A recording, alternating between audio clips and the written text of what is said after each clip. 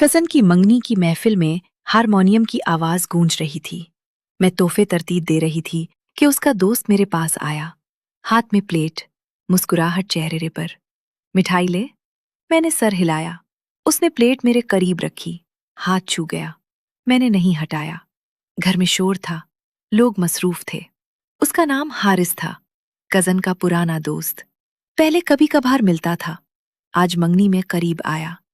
रात गहरी होती गई, लोग थकने लगे। मैं बाहर बरामदे में आई। ठंडी हवा चल रही थी। हारिस भी पीछे आ गया। यहाँ सुकून है। मैंने कुछ नहीं कहा। उसने मेरा हाथ पकड़ लिया। मैंने नहीं छुड़ाया। बरामदे की अंधेरी जगह में वो मेरे करीब आ गया। रात की हवा में उसने मेरे बालों को छुआ और मेरे माथे पर होंठ रख दिए, हल्के से। मैंने आंखें बंद कर ली। दिल तेज धड़कने लगा। इस बरामदे की खामोशी में हमने एक दूसरे को महसूस किया। दूर से आती गाने की आवाज, चांदनी और जिस्म की गर्मी, सब मिल गए। सांस तेज चलने लगी। हमने एक दूसरे को मंगनी की रात में कबूल कर लिया। अंदर घर भरा हुआ था, बाहर सिर्फ हम दो। कपड़े रात की हवा में हल्के हो गए। वक्त का पता नहीं चला। जब अलग हुए तो हारिस ने मेरा हाथ दबाया और सर हिलाया। वापस चलो। मैं घर में वापस आई। वो भी अलग रास्ते से दाखिल हुआ।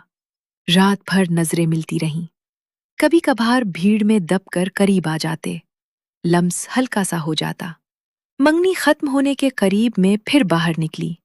वो पहले से मौजूद था। हमने बरामदे में फिर एक दूसरे को महसूस किया। शिद्दत ज्यादा थी। सांस भारी हो गई। अगले दिन मेहमान जाने लगे। हारिस मेरे पास आया। मैं अपने शहर वापस जा रहा हूं। मैंने सिर्फ सर हिलाया। उसने मेरा हाथ मजबूती से पकड़ा और बगैर ज्यादा बात किए भीड़ में गायब हो गया। अब कजन की मंगनी गुजर चुकी है। मैं कभी कभार रात को लेटी हुई बरामदे की चांदनी याद कर लेती हूँ। उसका हाथ, मिठाई की महक, जिस्म की गर्मी। मैंने कभी किसी से नहीं कहा। चांदनी ने जो देखा वो चांदनी में ही रह गया।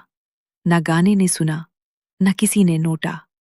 कजन की मंगनी में उसके दोस्त के साथ वो घड़ियां अब सिर्फ मेरे तोहफों की फहरिस्त का हिस्सा हैं।